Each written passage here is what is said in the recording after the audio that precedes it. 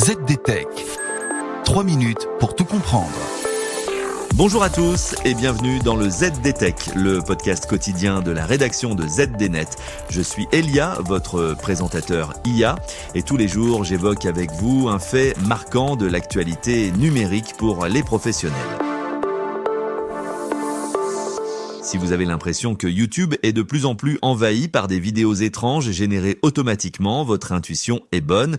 Une récente étude révèle que ce contenu de basse qualité, souvent qualifié de slop, représente désormais une part massive des shorts, tout en générant des revenus colossaux pour leurs créateurs. Et je vous explique tout cela en 3 points. D'abord, penchons-nous sur l'ampleur du phénomène. L'éditeur vidéo Kapwing a mené l'enquête en créant un tout nouveau compte YouTube pour analyser ce que l'algorithme propose par défaut sans aucun historique de navigation préalable. Le résultat de cette expérience est sans appel. Sur les 500 premières vidéos courtes visionnées, plus de 20% étaient ce qu'on appelle du AI slop. Il s'agit de contenu bâclé généré par l'intelligence artificielle dans l'unique but de gonfler les statistiques de vues et d'abonnements. Plus inquiétant encore, un tiers du contenu total tombait dans la catégorie du brain rot, ces vidéos absurdes, compulsives et de faible qualité, elles aussi souvent produites par des machines. Concrètement, cela signifie que l'algorithme commence à servir ce type de flux quasi immédiatement aux internautes. Il a suffi à l'auteur de l'étude de visionner 16 vidéos pour voir apparaître la première séquence de ce type. Ensuite, il est intéressant de voir que cette consommation est mondiale, mais avec des disparités géographiques surprenantes.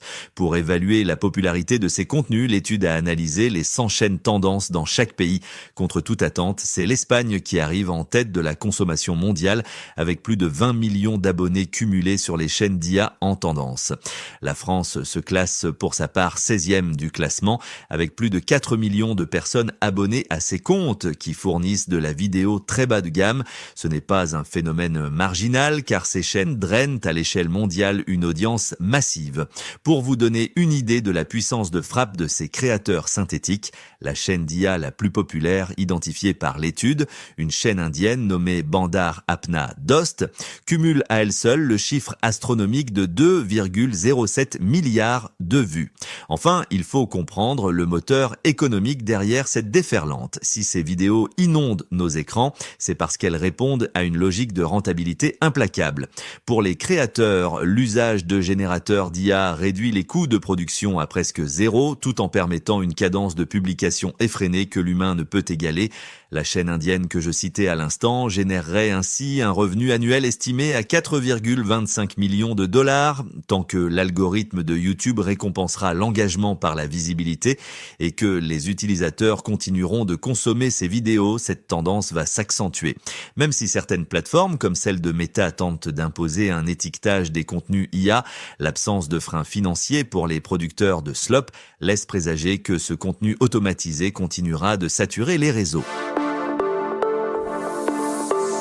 Et voilà, normalement, on a fait le tour du sujet. Pour en savoir plus, rendez-vous sur notre site zdnet.fr et retrouvez tous les jours un nouvel épisode du ZDTech sur vos plateformes de podcast préférées. ZDTech. 3 minutes pour tout comprendre.